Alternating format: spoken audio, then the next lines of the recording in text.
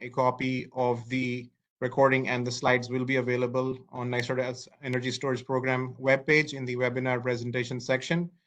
All attendees will be muted upon entry. So for questions, please submit them, type them up through the Q&A feature on the WebEx console, and we will be answering as many questions as we can at the end of the presentation. Next slide.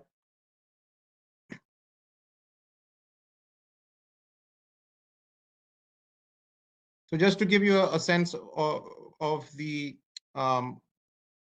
energy storage program team here inside of NYSERDA's Distributed Energy Resource Program team, we have with us David Sandbank, who is the business unit lead for NYSERDA's DER programs, which includes both distributed solar, i.e. the New York Sun team program, as well as the distributed energy storage programs. Myself, Shyam Mehta, I'm an assistant director at NYSERDA and program lead for the distributed storage programs. With me, I have John Petinos, who is a senior project manager and operations lead for our residential and retail storage programs, as well as Luke Forster and Calvin Bordas, who support the program in a variety of ways. And then I would be remiss if I didn't mention members of our clean energy siting team, which support both our program as well as stakeholders, namely Bill Oberker and Veronica Chechovska-Polanco, who support siting permitting and our all-new peer review process for retail storage projects outside New York City, which you'll hear about later today. Just in terms of additional support and resources, our energy storage inbox email is energystorage@nyserda.ny.gov. This is monitored daily by the team and is the most efficient way to get any of your inquiries answered. If you haven't already, please subscribe to NYSERDA's energy storage mailing list. That is how you will be notified of any program updates or developments, including developments associated with the launch of these programs. So please do sign up for that if you haven't already. And then this webinar really is, the purpose of it is to overview the program design and rules and regulations, which will be codified and exhaustively outlined in the program manual, which will be updated and posted prior to program launch. So, it just behooves me to say that what we will be overviewing today will be again a more condensed version of the rules and design features that will be enshrined in the manual, and any deviation between what we say today and the manual, if those are the case, in that event, the program manual will be the governing document. So you'll see us refer to it many times over the course of this presentation. Next slide. So in terms of the agenda for today, we're going to start by giving some background and overview of these all new distributed storage programs, which we refer to as the 6 gigawatt storage programs or the 2.0 storage programs, and it will become clear in a couple of slides why we refer to them in that way. Following that, we will then do a deep dive of both the residential storage program design and rules and requirements, as well as the retail storage program design. And retail, just for those who are new, is our terminology for distributed commercial scale storage projects. Following that, we will then have an introduction and overview of our all new peer review process for retail storage for projects sited outside New York City. Then segue into a couple of other considerations as concerns the programs, and then end with a wrap of the next steps in the process leading to launch from here, as well as the associated timeline, and then hopefully have a decent amount of time for Q&A. Next slide. So to begin with, let's just go over the background of events and developments that led to where we are today in terms of these new programs being authorized, and a high-level overview of these programs and some features of the design of the programs. Next slide. So all the way back in 2018 was when we first advanced programs supporting the deployment of energy storage projects in New York State. That began with the adoption of the 3 gigawatt by 2030 deployment target for energy storage, which initially was an administrative target. To chart a path to realizing that target, DPS and NYSERDA, the Department of Public Service, and NYSERDA filed New York's first energy storage roadmap in 2018, which was then approved by the Public Service Commission, or PSC. And that order approving that first storage roadmap authorized the very first NYSERDA incentive programs for retail and bulk storage projects, bulk being, again, our terminology for transmission connected utility scale projects. In 2019, that 3 gigawatt by 2030 target was then codified as into state law through the climate law, the CLCPA. And over the course of 2019 to 2021, those new retail and bulk programs were launched and fully allocated. Also in 2019, we launched our first ever residential storage incentive program specific to Long Island using regional greenhouse gas initiative funds. And that was supporting residential storage projects that were paired with residential PV on Long Island. In 2022, Governor Hochul, via her State of the State address, expanded that 3 gigawatt by 2030 target to 6 gigawatts by 2030, being informed by the need for significant build-outs of energy storage between 2030 and 2040 to support our electric sector decarbonization and economy-wide decarbonization targets that were informed by analysis and modeling conducted to support the climate law, what is known as the integration analysis that made its way into the Climate Action Council scoping plan that pointed to over 12 gigawatts of storage ideally needing to be deployed by the end of 2040 and more than 17 gigawatts by 2050. So to chart a path to or to create a glide path to that further expansion of storage, Governor Hochul expanded that 2030 target administratively and directed DPS and NYSERDA to file an updated roadmap to propose new programs and funding to achieve that target. That roadmap, what we call the 6 gigawatt roadmap or roadmap 2.0, was filed in December 2022, and it did propose new programs across all three key market sectors to procure an additional 4.7 gigawatts of storage capacity. That number being 4.7 because at that time we had already procured around 1.3 gigawatts through our existing programs as well as utility procurements. Fast forward to June 2024, that 6 gigawatt roadmap, which was again a funding petition, was approved by the Public Service Commission. And via that approving order, NYSERDA was directed to file implementation plans both for the residential retail programs in one plan and then the bulk storage programs in another implementation plan, which would outline program design and rules in more detail.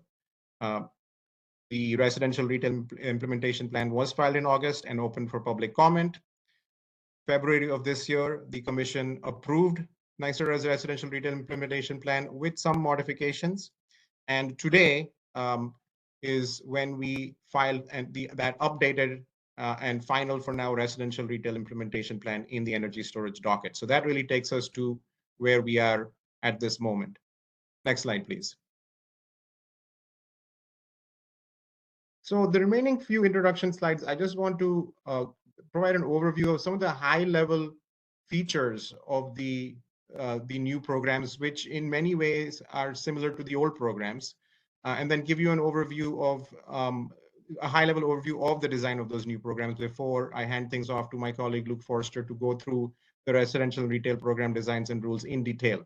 So let's start with an overview of what we call the megawatt hour block program structure. That is a fundamental pillar of our program design and for both the residential and retail storage incentive programs. And if you are familiar with our distributed solar program incentive programs, i.e. New York Sun, these should be very familiar to you because they're very closely modeled off of those.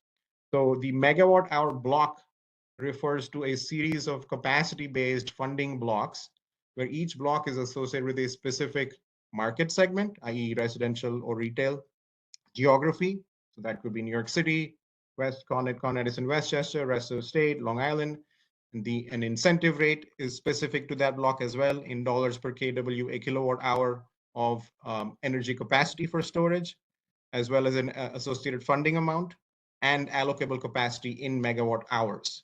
So that is why we call them the program design, the megawatt hour block.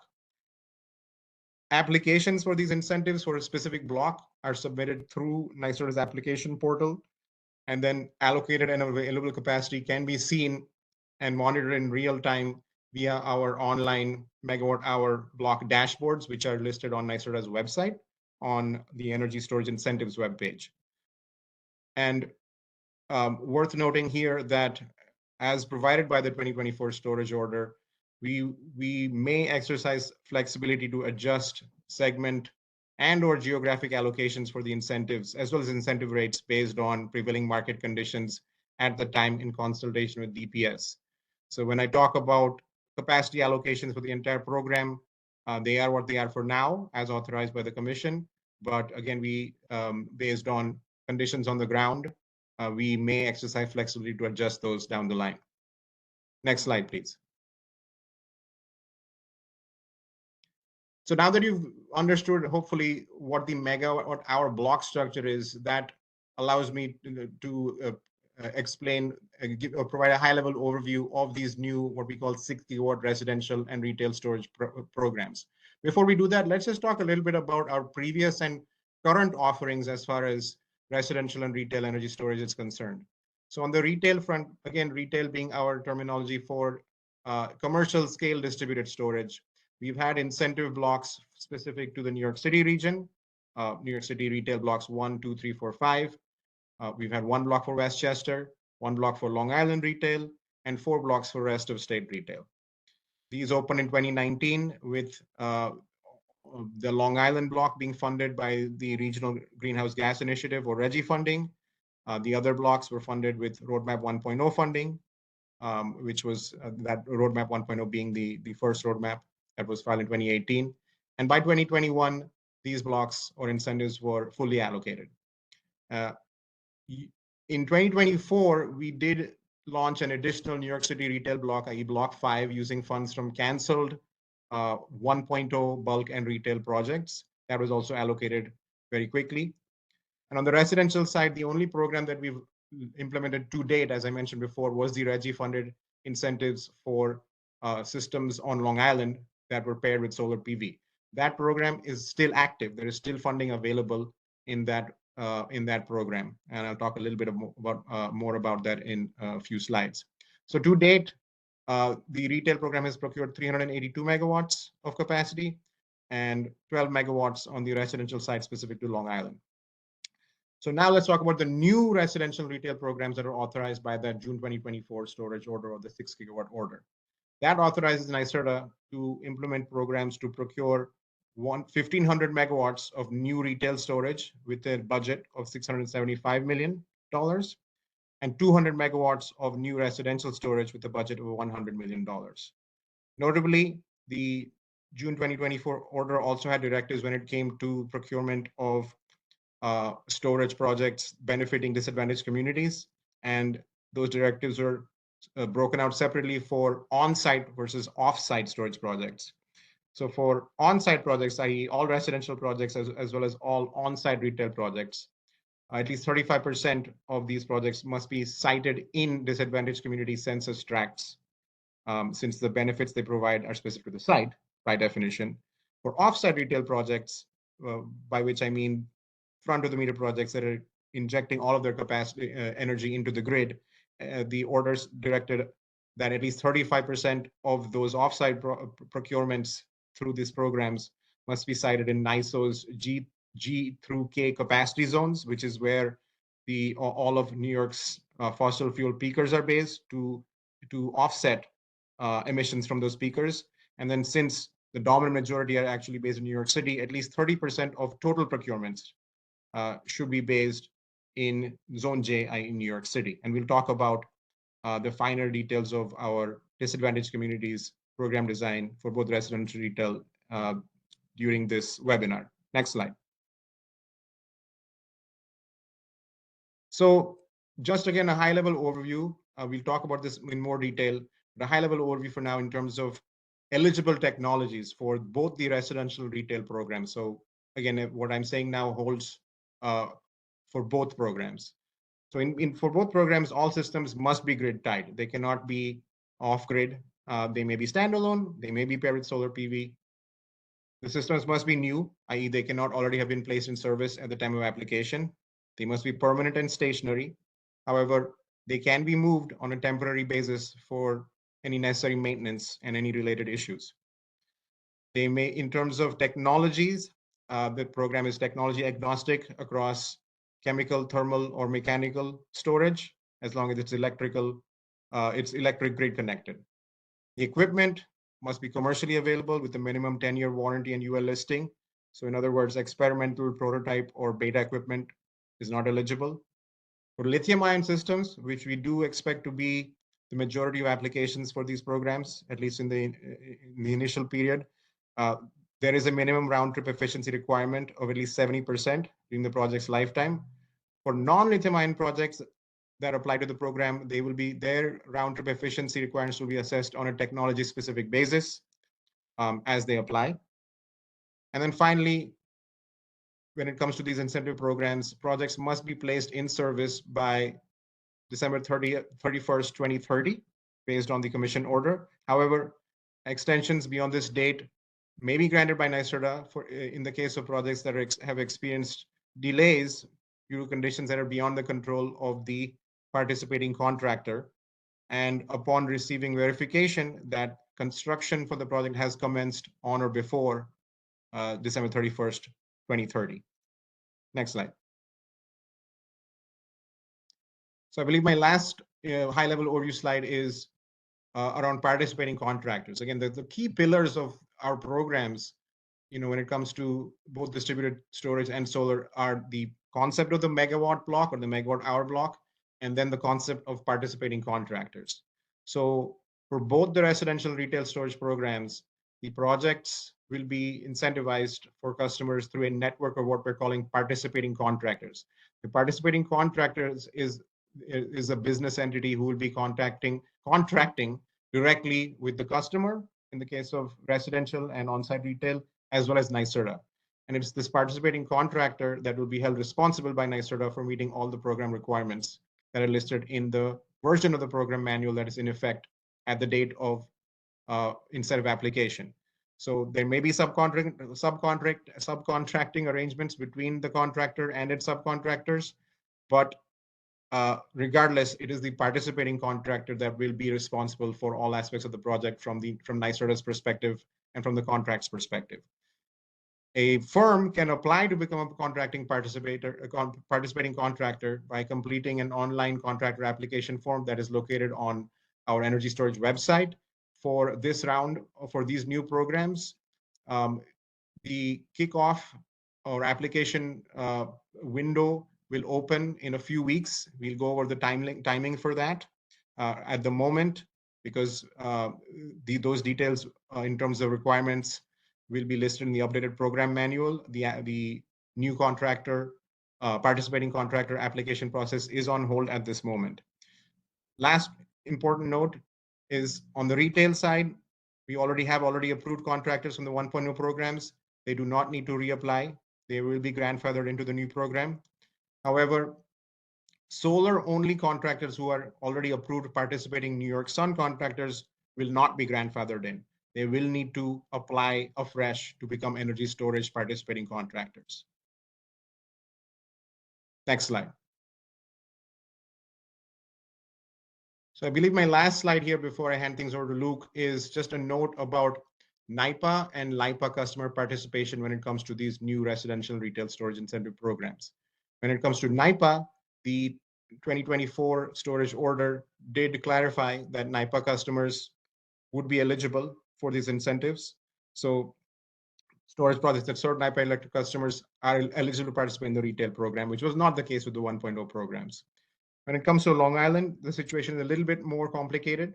So as I mentioned before, historical and current NYSERDA incentive support for energy storage on Long Island has been funded via the Regional Greenhouse Gas Initiative funds. And again, that amounts to the single family residential storage incentive program that we have today, as well as bulk and retail blocks from the 1.0 program. All of those are funded through RGGI. The 2024 storage order encouraged LIPA to voluntarily participate in cost recovery for the new programs. by accepting its what is called load ratio share based cost allocation for those programs. We say voluntarily participate because, as many of you probably already know, LIPA is not under jurisdiction of the Public Service Commission. LIPA customers do not pay into the system's benefit charge that funds the Public Service Commission authorized programs, and therefore LIPA's participation is entirely voluntarily. And if it did so, the 2024 storage order said or stipulated that LIPA customers would then be eligible to benefit from the new residential retail incentives. In January of this year, LIPA and NYSERDA executed an MOU based on which LIPA has committed to contributing up to $4.1 million to the new programs for the 2024 to 2026 period, which is exactly its load ratio share cost allocation for cost recovery. Since the fourth quarter of last year, LIPA has kicked off an assessment project of the costs and benefits of retail storage on Long Island to inform its participation in cost recovery for programs beyond the 2026 time period. This project is expected to be finalized by July of this year. And so based on the outcome of that process and whether and to what extent LIPA would participate in cost recovery for these programs beyond the 2026 time period, those will inform the availability and size of new or additional NYSERDA retail and residential storage incentives for Long Island. In the meantime, as I mentioned, the residential storage incentive for a residential storage paired with solar PV is still available for LIPA customers. And I believe that is the last of slides from my section here. So I will hand things over to my colleague Luke Forster to take you into a deep dive of the features and design and requirements for the new residential and retail programs. Shyam, thank you for that overview. As Shyam mentioned, I'll speak a little bit about the residential side, and then I'll speak a little bit about the retail side. We have been getting a steady stream of questions in the Q&A box. Thank you for those. We will get to those at the end. And again, yes, this is being recorded, and we will send out a version of the slides afterward by email. They will be posted on the website. So if you miss something, it's okay. You'll have the slides afterwards. So diving into the residential side in project eligibility, systems must be grid connected and installed behind a customer's electric meter at their home. Where available and practicable, if the utility company has a workable dynamic load management program or other type of aggregation program as defined in the program manual, we want those customers to enroll in that. So that will be a requirement for certain utilities where those programs exist. The storage systems must be either listed through UL or its Canadian equivalent. And the systems must interconnect through the standardized interconnection requirements, the SIR, and receive all applicable local permits. Again, this is not the full exhaustive list of requirements, but these are the high points and the broad strokes. Full details will be in the program manual. Next slide. Okay, I want to take a second and speak about the roles of contractors versus builders. If you're familiar with the New York Sun Solar Residential Program, this is based on that. So each residential project will have both a contractor and a builder. The contractor is the entity that essentially interfaces with a customer and has the contract with a customer. The builder is the entity that actually goes out and installs the system. A company can be both. It can be either. A contractor can subcontract out to a builder. But whether a contractor or builder or both, companies must apply for approval through NYSERDA and abide by program requirements. Existing New York Sun solar contractors and builders that want to branch out to the storage program will need to reapply for that storage contractor or builder role. Next slide. Applying to become a builder, we're looking to see that there's at least one technically proficient person on staff who has appropriate storage-specific training through either NABCEP, the IBEW Electric Union, or Underwriters Labs. Again, full details will be listed in the program manual. Next slide, please. Likewise, contractors must submit 3 references for battery storage projects that are completed, grid connected. Those can be from out of state if that's all you have. We're looking for proof of registration with DPS's uniform business practices for distributed energy resources suppliers. And we're looking for a sample customer agreement, org chart, resumes of key personnel, and quality assurance plan. As you mentioned, we'll start accepting these contractor and builder applications once the program manual is posted, and we have staff lined up to review those prior to program launch. Next slide. So regarding the project itself, similar to New York Sun, for each project, the contractor will submit an application to New York Sun, including a list of deliverables that they upload. That includes the spec sheet for the storage system, UL safety certification, the system warranty, a description of the system, site plan, electric diagram, including project configuration, site photos, customer contact information, and, where applicable, proof that the customer is enrolling in the utilities DLM or demand response program. Next slide, please. Okay, let's dive a little bit into the block design. So we're carving up New York State into 3 regions. Long Island, where we have that existing, already operational incentive program.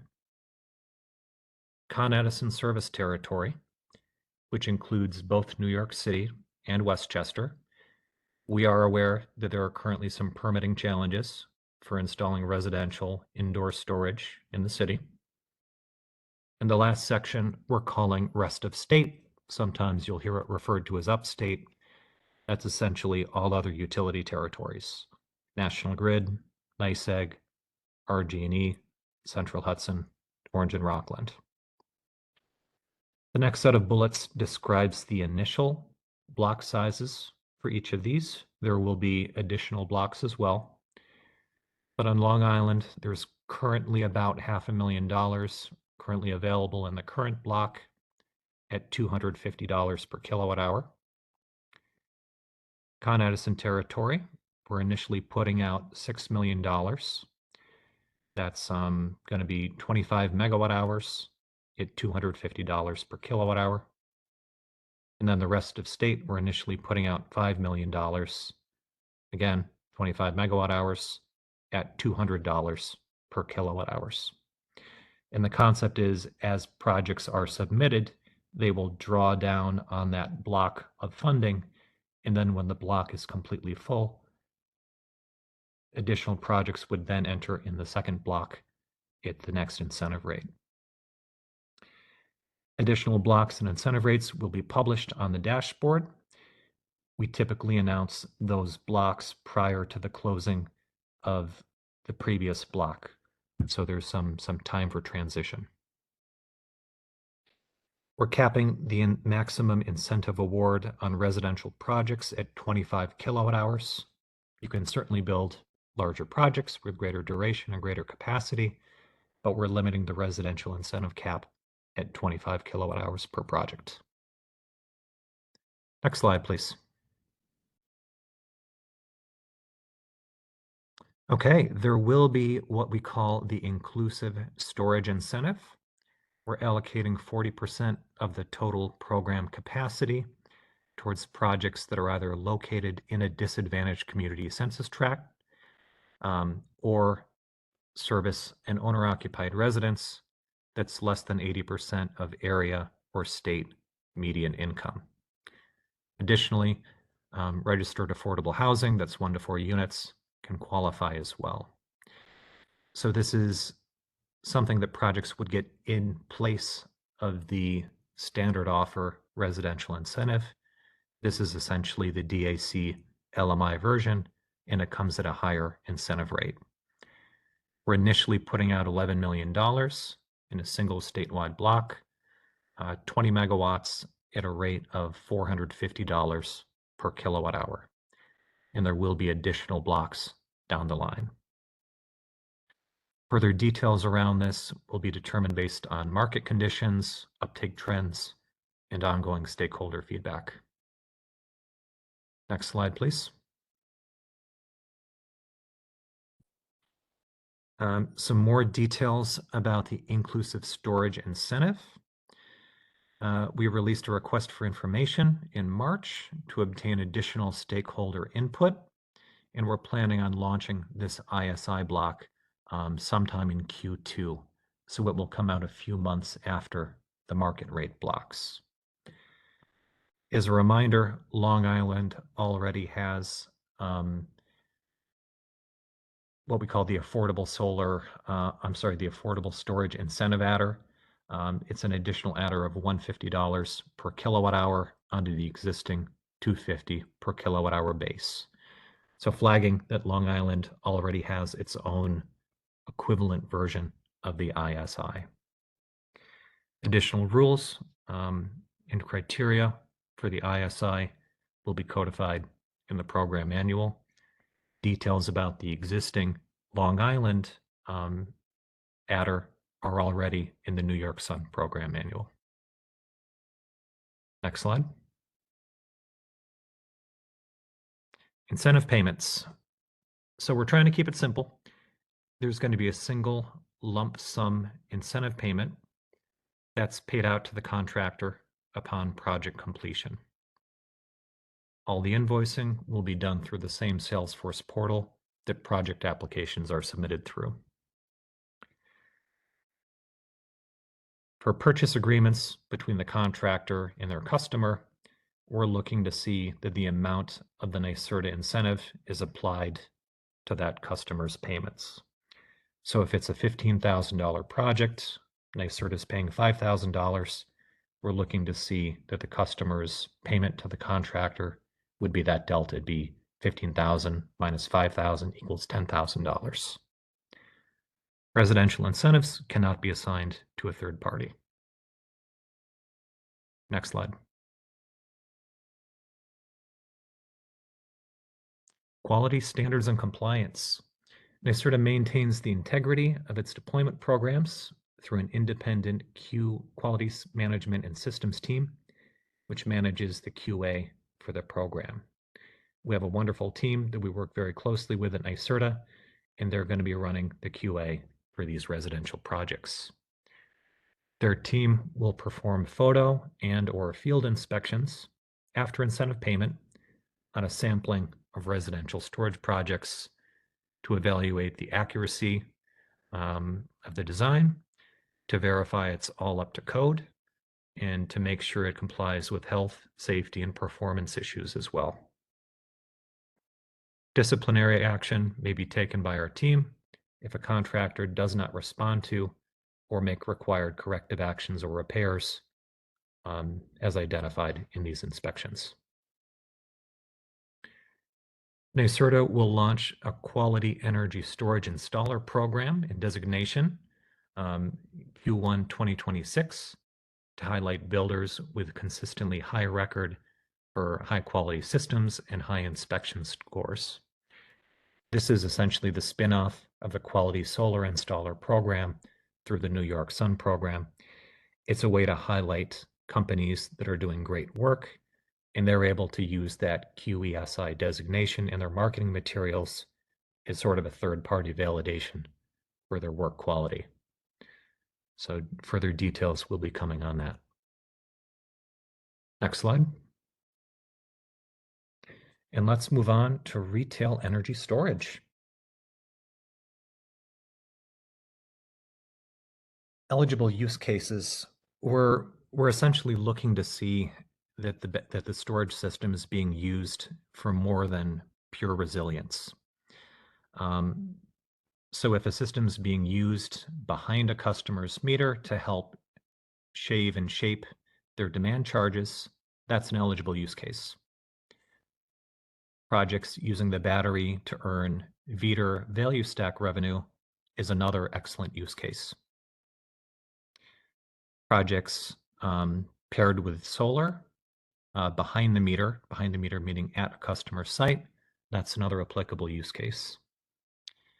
And finally, projects that pursue revenue through a utility or NISO aggregation or demand response program are eligible to apply for these incentives as well. Projects are ineligible for an incentive if they're already built and operational prior to applying for the energy storage incentive. Projects that have executed a contract to participate in a utility non-wires alternative or non-wires solution on or before February 14th would be ineligible. Projects that already have an NYSERDA storage incentive are ineligible. Projects owned by utility companies are ineligible. Projects going through our bulk storage program are ineligible to go through the retail program as well. And projects awarded a utility dispatch rates contract would be ineligible to get this incentive as well. Essentially, we're looking to see that projects aren't being over-incentivized by going through multiple programs. Next slide, please.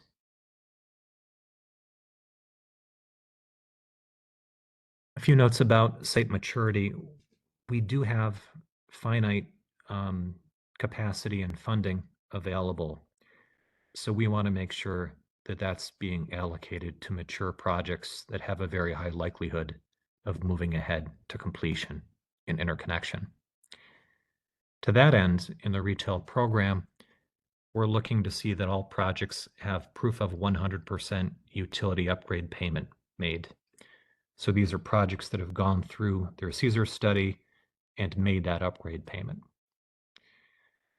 Additionally, for projects in Westchester or the upstate territory, rest of state, we're looking to see that they have all required non-ministerial permits at time of application. That includes planning approval, zoning approval, and seeker as well. Additionally, the systems must consist of commercial products carrying at least a 10-year manufacturer's warranty. The system must be UL listed. Projects must have an interconnection agreement through the New York State standardized interconnection requirements. Projects over 1 megawatt AC must pay prevailing wage or enter into a project labor agreement. And that applies to both the contractor doing the work and any subcontractors. This isn't the full exhaustive list. Additional details will be in the program manual. As I go through the following slides, you will notice that many of these requirements appear to be fairly high. The reason for that is we also want to ensure the safety and viability of these projects. We don't want to have a situation where there's a fire or an area of concern. So let's move on to next slide, please. Participating contractors. All applications must be submitted by a participating contractor in the retail storage program. The application will consist of resumes demonstrating at least 5 years collectively of energy storage related experience across the key team, references for at least 3 projects summing up to at least 3 megawatts, If a contractor is unable to provide 3 project references, a contractor may submit references from prior projects completed by their key personnel for previous contractors, proof of registration with DPS's Uniform Business Practices for DERs, and a sample customer agreement, organization chart, resumes, and quality assurance plan. Companies that are already contractors through the previous retail storage program do not need to reapply. Next slide. Let's dive in a little bit into the actual block design. So the retail program will be divided into 3 regions: New York City, Con Edison Service Territory in Westchester County, and the rest of state. You'll notice that Long Island is excluded from the list for reasons that Chia mentioned earlier in the presentation. Incentives are capped at 20 megawatt hours per project. The math behind that is essentially 5 megawatts, which is the maximum allowed per site per the standardized interconnection requirements, times 4 hours. Developers can install projects of longer duration than 4 hours. Any duration past 4 hours will be derated to 25% for hours 5 and 6. Next slide.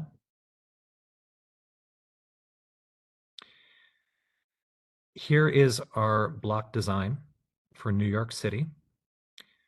You'll see we have megawatt sizes and incentive rates posted for blocks 6 and 7 in New York City. Blocks 1 to 5 were, of course, funded through the 1.0 program. Block 6 will be 300 megawatts at $125 per megawatt hour. Block 7 will be 200 megawatts at 100 megawatt hours, and additional blocks will have a capacity and incentive rate that's yet to be determined based on changing market conditions over time. At least 750 megawatts, half the retail program capacity, will be allocated to the New York City region. We recognize that there's a large capacity of projects already in the utility interconnection inventory that are very excited to come into the program. If it so happens that the volume of applications submitted in the first 3 weeks of the program exceeds that 300 megawatts in Block 6, we're going to take all the projects and order them oldest to newest by date of 100% utility upgrade payment. Then the oldest 300 megawatts would fit into Block 6, and any leftover projects, i.e. the newest ones, would roll over and be allocated into Block 7. Next slide, please. Here's the Westchester design. Block 2 will be 100 megawatts at $125 per kilowatt hour. Block 3, to be determined. At least 150 megawatts total, 10% of the total program capacity, will be allocated to the Con Ed Westchester region in alignment with the storage order directive to displace peaker displacement downstate.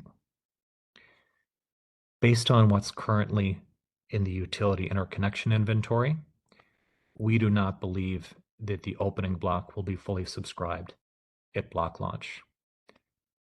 Block 3, size and rate are to be determined and will be announced and posted prior to Block 2 filling up. Next slide.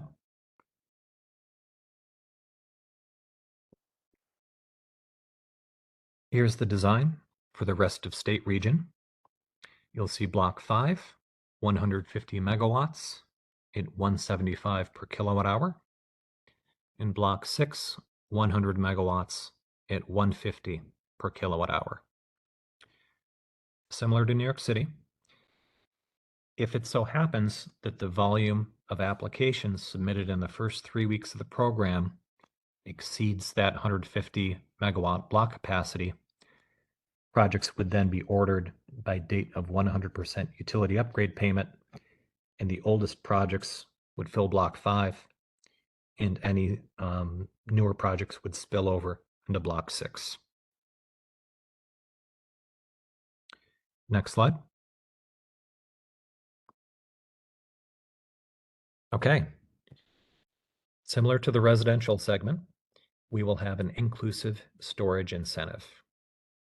The 2024 storage order directs that at least 35% of on-site procurements must be located in disadvantaged community census tracts. And in alignment with that directive, the retail program will allocate 60 megawatts towards what we're calling the Retail Inclusive Storage Incentive, Retail ISI, which will be available for statewide projects for eligible critical facilities located in the DAC census tracts. There will be multiple blocks. The initial block will be $11 million for 10 megawatts at the incentive rate of $450 per kilowatt hour. NYSERDA will be releasing a request for information in March to help obtain additional stakeholder input in finalizing the design, with the intention of launching the incentive later on this year in Q2. I anticipate that we'll be getting some questions over which critical facilities are eligible. That will be part of the RFI. Next slide.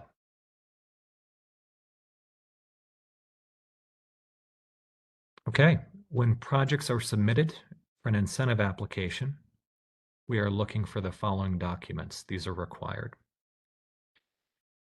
a description of the system, including location, metering configuration, facility type where it's installed, and customer information. It should be clear if this is a behind-the-meter project serving on-site load or a front-of-the-meter project participating in VETR.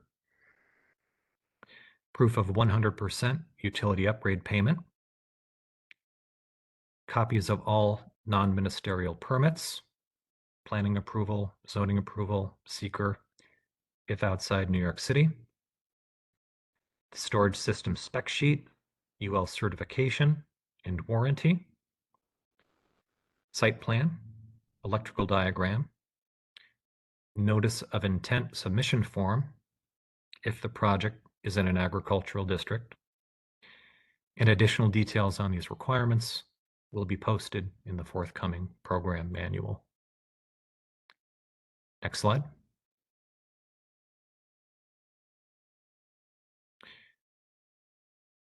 I'll speak a little bit about the post-award milestones.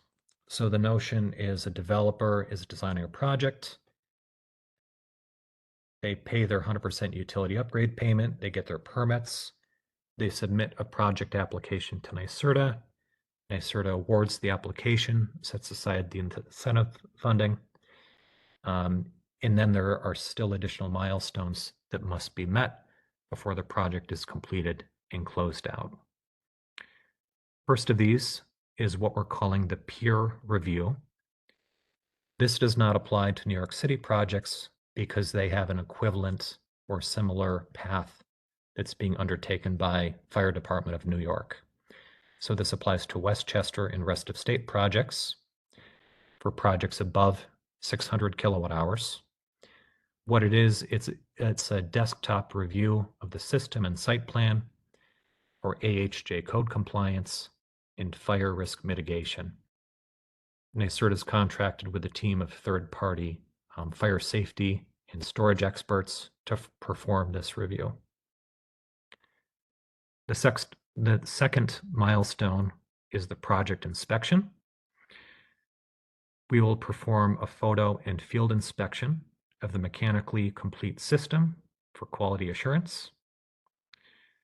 The inspection must occur when the system is de-energized. Why? It's so we can open up the cabinets and take a look. Finally comes project commissioning milestone. This is after inspection, after it gets permission to operate from the utility, after it's been energized. This includes the submission of the developer of all remaining fire safety deliverables. And after passing inspection, approval of this milestone will initiate the scheduling of the discharge test, which I'll explain in a minute, to verify usable capacity for the purpose of the incentive payout. Next slide. And I know there's a lot of detail here. It will be included in these slides that we send out. It will be included in the program manual as well. Project inspection. We will inspect all retail storage projects. I know we're only doing a sampling of the residential, but we're going to do every retail one. The QA process provides guidance and oversight for projects that receive incentives to ensure that the commission system meets code requirements and high safety and performance standards. Fire safety is of paramount concern to NYSERDA. Contractors should submit required documents for the inspection milestone once the project's been built and is complete, but before it's energized. Upon approval of the milestone deliverables, we'll schedule the inspection with you. Any corrective actions flagged in the inspection must be addressed before the incentive payment is made. Disciplinary action can be taken by NYSERDA if the contractor does not respond to or make corrective actions. Next slide.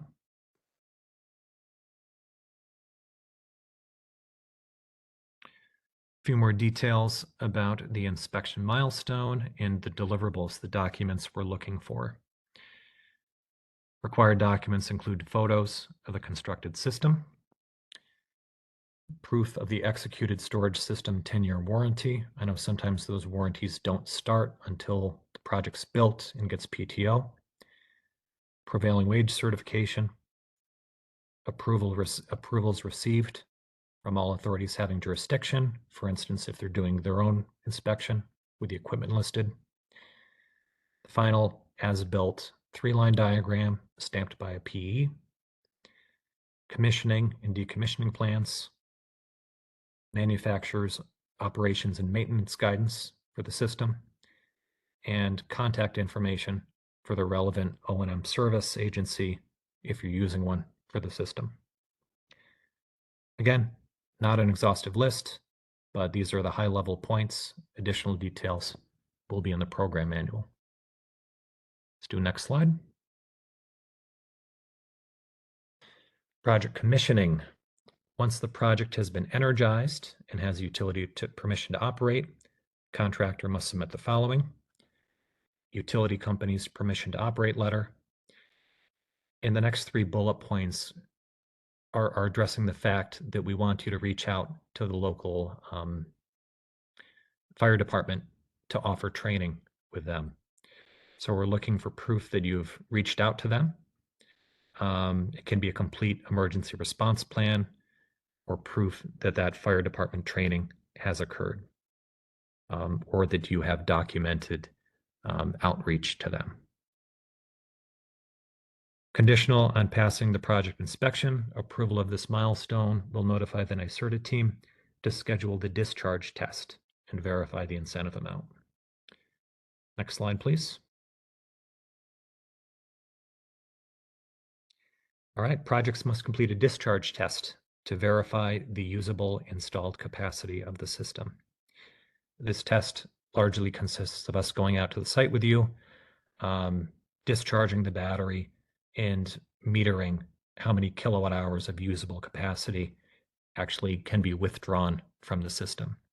Sometimes there's a difference between the spec'd out capacity and what the actual measured usable discharge is. The results of the test will be uploaded to the Salesforce portal by our team, and the incentive will be prorated proportionately if the discharge is greater than 1% less of the approved capacity. Additionally, projects must tie in to our generation portal, the DER integrated data system. Our team can facilitate that. And then project's invoice for the incentive payment upon completion of the discharge test and initiation of the data generation transmittal. We pay out the incentive as a single lump sum payment. It's not performance-based or paid over several years. And the incentive payment can be assigned to a third party if that facilitates with your financing. Next slide. And I promise I'm winding down here. Prevailing wage requirements. Projects 1 megawatt or above that go through the retail storage incentive must pay prevailing wage or enter into a project labor agreement. This applies to both direct employees of the developer as well as subcontractors. Construction activities within the scope include clearing, grubbing, grading, staging, installation, erection and placement, interconnection, and startup and commissioning. Contractors must submit quarterly certifications from a New York State licensed public accountant during the construction period. And we'll check that when you submit the invoice to us for the incentive payment. Next slide. And that's it. I will pass the mic over to my colleague, John Patinos, who will do a deeper dive into that peer review. Thank you. Thanks, Luke. Hey, everyone. My name is John Patinos. I'm a senior project manager at NYSERDA, and I'm working to stand up these programs and manage the operation of the retail and residential incentive program. I'll try to run through this quickly. I know we only have a few minutes left, and I want to get to question and answer. So next slide, please. So a little bit of background on a new set of requirements for the retail incentive program for projects that are outside of New York City. So some background: in July 2024, following a series of fires associated with energy storage systems, the governor convened an interagency fire safety working group, and the culmination of the scope of work undertaken by the Fire Safety Working Group was the publication of a report summarizing the findings and recommendations of the Fire Safety Working Group, which is really aimed to establish New York as a national and world leader in energy storage fire safety mitigation. As a requirement of the new incentive programs, NYSERDA has incorporated the following critical Fire Safety Working Group recommendations. So these are a mandatory peer review in the form of a milestone for all energy storage systems exceeding 600 kilowatt hours for projects outside of Zone J in New York City. And I'll talk about this in a bit of detail in the next slides.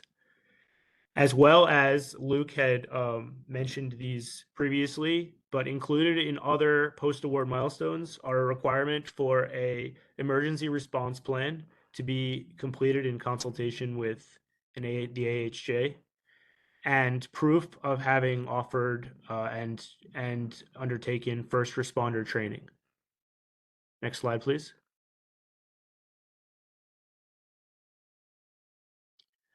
NYSERDA's contracted with 3 nation-leading experts in energy storage system safety to conduct the peer reviews for all retail storage projects receiving a NYSERDA incentive. Essentially, the peer review consists of a pre-construction or desktop review of all design documents, project and product design documents for code compliance and safety.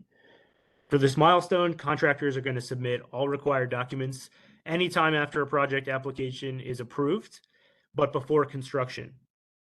And this is critical since equipment specifications and product safety data are critical to this peer review.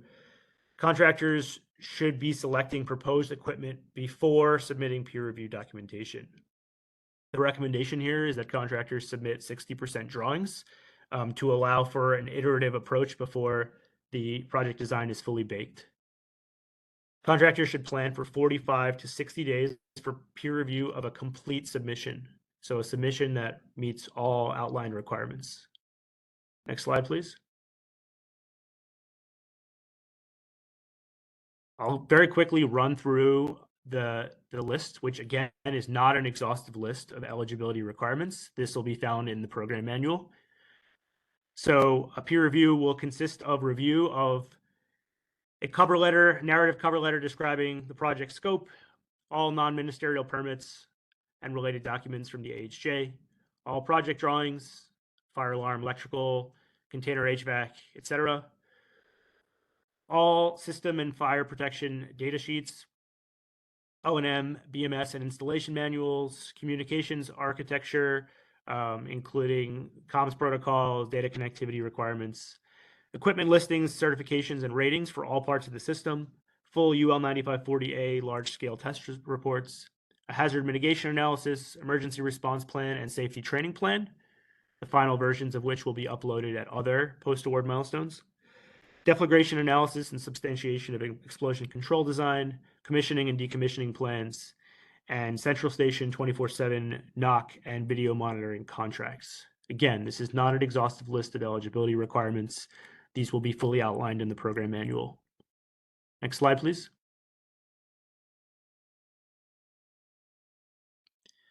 Once a peer review milestone is approved, and I'll get into the process in a following slide, a project should not make any major changes to the product or site design. For example, changes in nameplate capacity or changes in the battery or system OEM. Any contractor, this is important, any contractor that moves forward with the installation of a project that is materially different from the design and product specs approved at milestone 1 or the peer review milestone does so at the contractor's own financial risk. The milestones approved when peer reviewers issue no objection and share the peer review report deliverable with the NYSERDA program management team and with the contractor. This deliverable is the same one that will be consulted by the quality and market standards team that Luke was mentioning before and during the field inspection.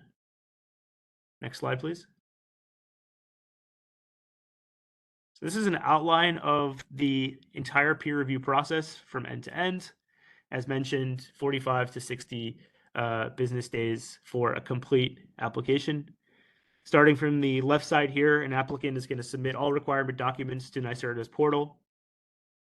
A peer reviewer will be leading on the review.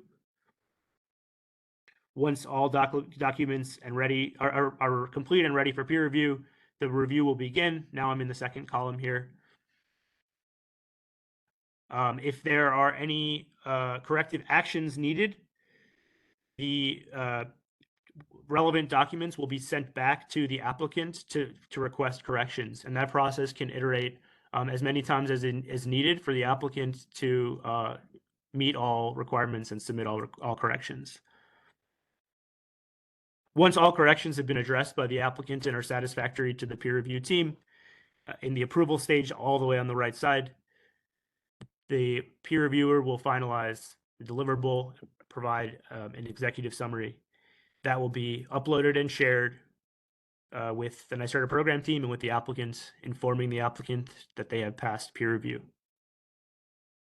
And I'll mention one more time because it's worth mentioning, if the applicant makes any material changes to the peer review process, I'm sorry, to the project or to the product selected for award, the applicant must inform NYSERDA of these changes and may have to resubmit for peer review.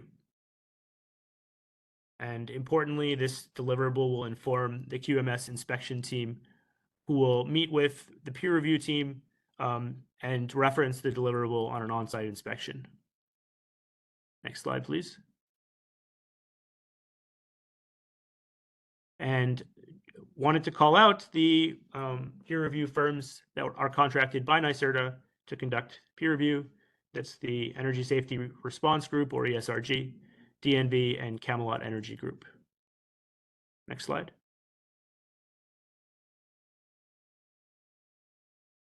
So with that, I'll turn it over to Shyam for other program considerations. Thanks, John.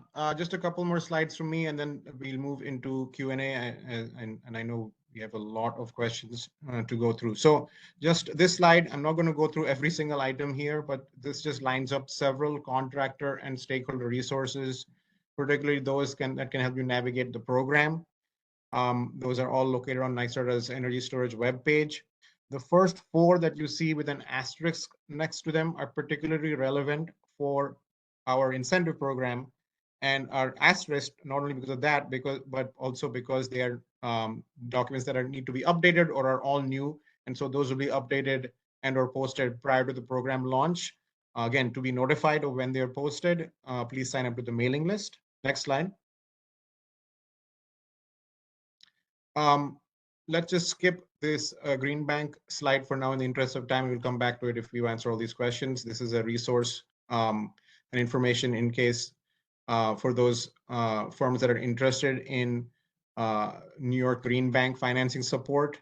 It exists for retail storage, and Green Bank is very interested in hearing from interested developers that are interested in obtaining financing support for various transaction types in the Green Bank, but we can come back to this if time permits. Next slide.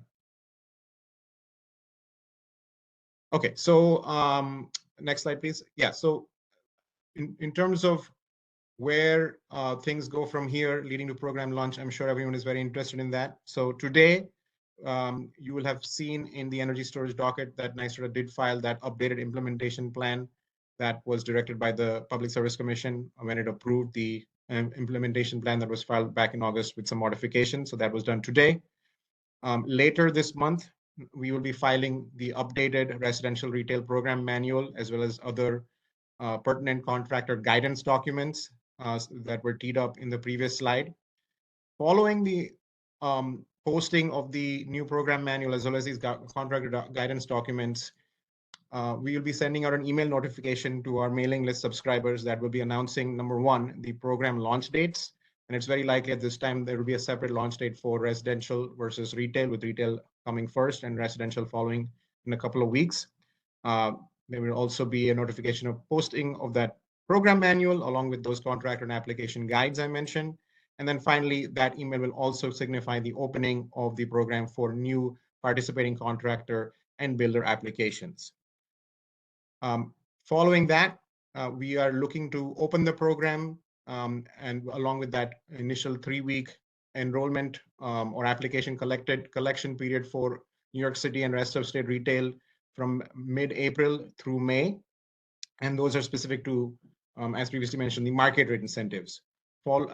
In parallel, we will be releasing the inclusive storage incentive RFI for feedback and input. So that will coincide with, to some extent, with the launch of the market rate programs. And then based on the input we receive from the RFI, we'll be finalizing the ISI program design or incentive design and launch the ISI programs or incentives in the May to June timeframe. Next slide. So just to wrap up here, what do you need to know as a contractor in terms of your next steps? What are your prerogatives? So number one, again, if you haven't already, please sign up to make sure you're on NYSERDA's energy storage mailing list for future updates. You would want to register as soon as possible as a DEI provider with the Department of Public Service. That can take 2 to 3 weeks. Once again, when the doors are open, you will want, if you're not already a participating retail contractor, you would want to apply to become one. Again, all residential contractors will have to apply to become participating contractors and or builders, because the statewide program is all new. And then, of course, you want to comprehensively review the program manual when it is updated and posted. And then, of course, as I mentioned, those contractor resources will be available. You want to review them. They will guide you through the application process for participating contractors, for project application, for peer review, and those post-award milestone deliverables. And then finally, again, I'll say for the third time, any questions in the interim that you have, please contact us using our energy storage at nyserda.ny.gov email. I think that might be the last slide. If you can just move to the next slide. Yes. Okay, so we have roughly 20 minutes. We have received almost 50 questions, so we'll do our best to answer them as clearly and quickly as possible. And there may be some back and forth in terms of topics, just as we run down the list. So the very first question, and this is something we've gotten a lot of this topic on, the dynamic load management enrollment requirement, is something that we've gotten a lot of questions on. So the question is, there's a question about using DLM instead of DRV in Con Edison. So just to be very clear upfront, perhaps we should have been clear about this in the presentation. The DLM enrollment requirement is specific only to the residential program. So when it comes to Con Ed's auto DLM program for retail participation, where projects give up their DRV and LSRV VDER values, that is not relevant to the DLM, the residential DLM enrollment requirement. Second question is, are projects contracted after February 14th through NWA and NWS eligible for incentives? So that was clarified in the slides, yes. And you can see that policy reflected in the updated implementation plan that was filed in the energy storage docket today. Third question, are these incentives for retail only for community storage or solar projects? No, the project can be an on-site retail project that is installed behind the meter or on the customer side of the meter. It can be a remote crediting project as well. It could be, again, it could be an NWA or NWS project as well. Number 4 is a bit of an example question. So the question, I think the question pertains, based on my reading of it, to whether the blocks are sized in terms of kWh or kW. So the answer is they're sized in terms of kWh or megawatt hours with an expected or estimate equivalent megawatts. We do not know what the actual duration of these projects will end up being. So the blocks are sized specific to megawatt hours of capacity and funding amounts. And then we have an estimate as to where we'll end up in terms of megawatts based on average duration assumptions. Next question, is this program only focused on battery storage technology? No. Again, as mentioned in the slide deck, the program is technology agnostic. Thermal and mechanical storage are eligible. Are the RTE requirements different for DC coupled and AC coupled systems? No. How will the RTE, i.e. round trip efficiency, be measured? Is it manufacturer specs, or will there be an ongoing metering or reporting process? It will be measured based on or determined based on manufacturer specs. We will not be doing any separate ongoing metering or reporting process. Next question, please define on-site and off-site. So this will be further clarified in the program manual, but just speaking functionally here, by on-site we mean a project that's installed behind the meter, i.e. that's located on the customer side of the meter. Of course, that kind of project can, of course, inject into the system and receive VDER revenue. But when we say on-site, we just mean that it's installed behind the meter. Couple of questions I think we've already answered about when will the participating contractor enrollment be reopened. Again, the gate for that is when the new program manual is posted, because that is what is going to have the codified and finalized participating contractor application requirements. So once that's posted, as I mentioned, we'll be sending out that email that will open the enrollment window, which will be a few weeks in advance of the actual program launch, so as to give everyone sufficient time to apply to be a participating contractor, work through any kinks, and then be approved to actually participate in the program. Next question, regarding the December 31st, 2030 deadline, is there a clear definition of the term construction commenced? So the answer is this will be clarified in the program manual. I will say at this point that the approach we're going to be taking is that we'll be providing qualifying examples of what would qualify as construction commence versus a narrow definition. So there will likely be more than one pathway to substantiate that. Next question, will PSEG Long Island accept retail storage applications ahead of its decision or program details? I do not believe so. Does the MOU with LIPA mean that LIPA is participating in the retail storage program? If so, is the megawatt block allocation incentive level determined? So no, this is TBD right now. This is what the purpose of LIPA's cost benefit assessment project is for, and that will inform their decision making. They have committed, again, as I mentioned, for up to $4.1 million for cost recovery of those programs. That is certainly in no way sufficient for a commitment for us to launch a LIPA-specific retail program at any meaningful scale. Next question, what is the best way to verify that we're already participating contractor, I presume for retail? contact us via the energy storage inbox, and we'll try to get back to you as soon as possible to verify that.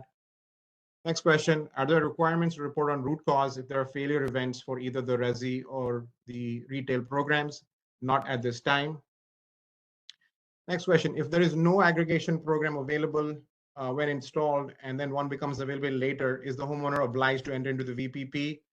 As per what you will see in the program manual, no, the DLM or other aggregation program must be available and practicable, as was mentioned, at the time of application.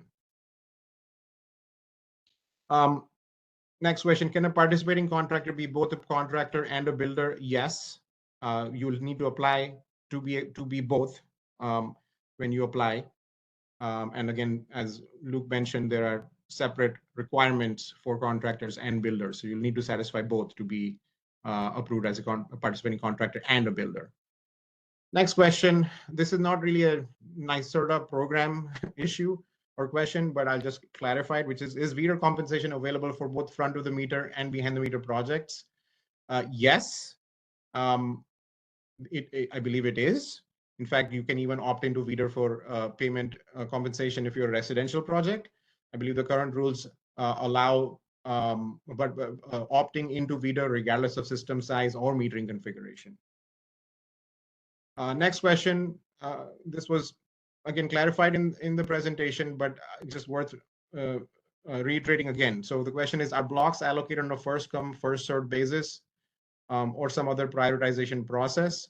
So generally speaking, yes, but when we launch these new New York City and rest of state retail blocks, as Luke mentioned, we will be collecting all of the applications, eligible applications, the first 3 weeks, and then reordering them based on the date of their 100% interconnection payment to determine which project qualifies for which incentive block in the event that we have sufficient volume of applications that fill up the opening block and then that spill into the subsequent block.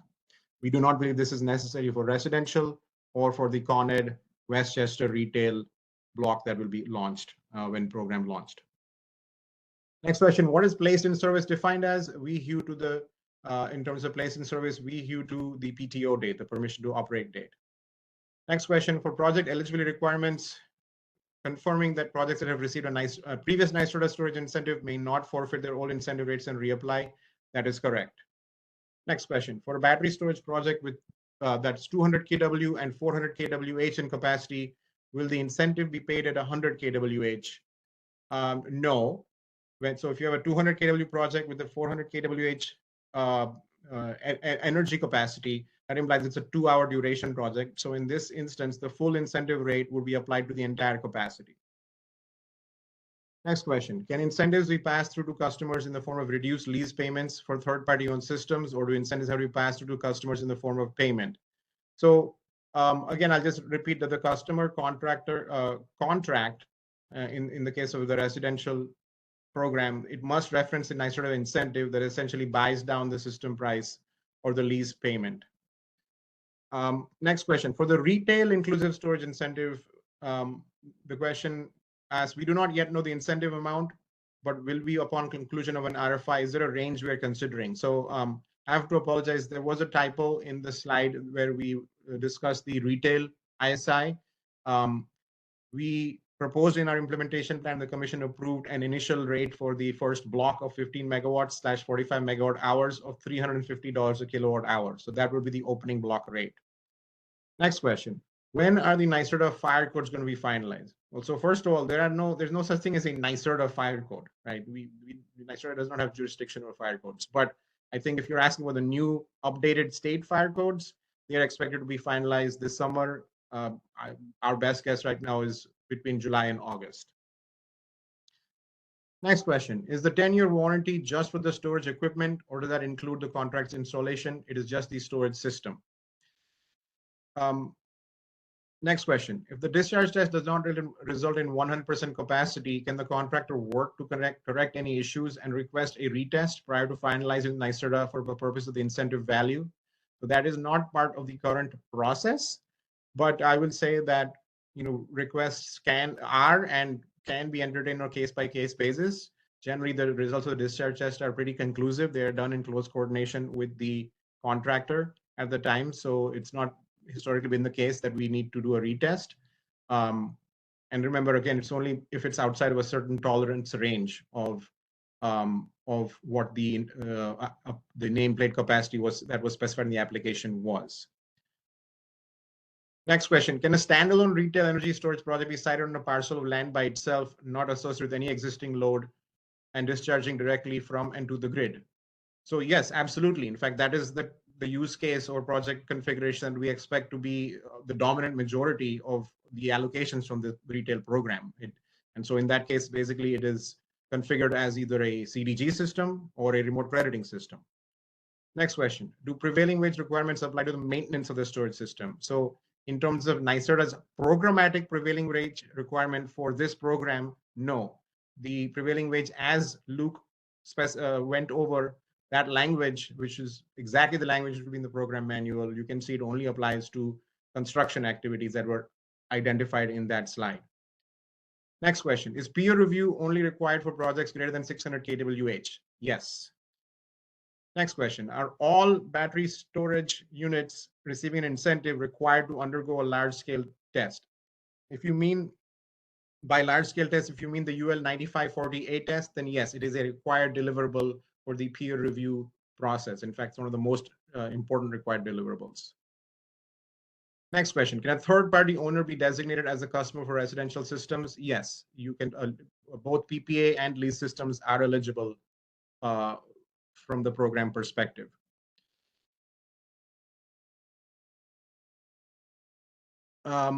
Just looking through a few more questions. What is a market rate program? Yeah, sorry. So just to clarify, when we say market rate, we just mean non-LMI, non-low moderate income, non-disadvantaged community incentive. It's the base incentive offering, which we contrast with the inclusive storage incentive offering, which is specific to projects that are benefiting disadvantaged communities or environmental justice communities. Next question, will projects awarded under the prior retail storage storage program and not yet invoiced be impacted by these program updates at all? No. These rules that we're talking about today apply to the tranche of projects that will be supported by this new funding, what we call 2.0 funding, 6 gigawatt funding. So in terms of prior, what we call 1.0 projects, the version of the program manual in effect at the time of application for those projects is what applies. Just going through a few more.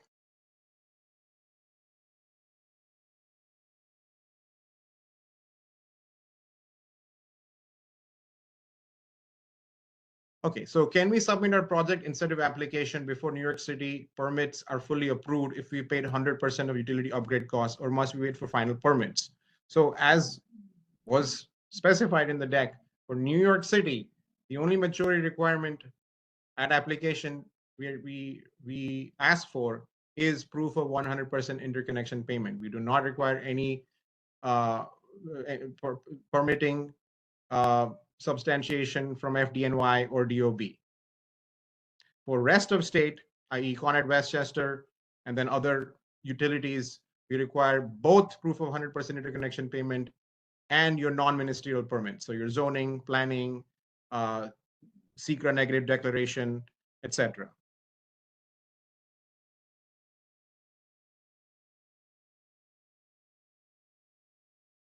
Next question, how can the storage industry get more clarity on what exactly qualifies as a DLM program? So the program manual will provide a list of qualifying programs in the manual. So I just want to make it clear, one thing clear again, that term where practicable is important. Again, in terms of the enrollment requirement, the DLM program, that one of which is the ones that are referenced in the manual and that will be updated over time, must be available at the time of incentive application. It must either be allow direct customer participation. If not, an aggregator must exist in that territory.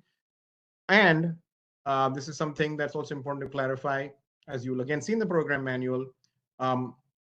If the project is already enrolled in another type of aggregation program, whether it's demand response or load relief or a virtual power plant, that would also qualify for this DLM enrollment. It's basically an off-ramp. So because we don't want to close the door or obviate projects from participating in other aggregation programs as well. The point here, or the spirit of this requirement, is we don't just want, where possible, we don't just want the project to serve the homeowner's load when there's an opportunity to provide benefits to the grid, where that is practicable for the project or the homeowner to participate in.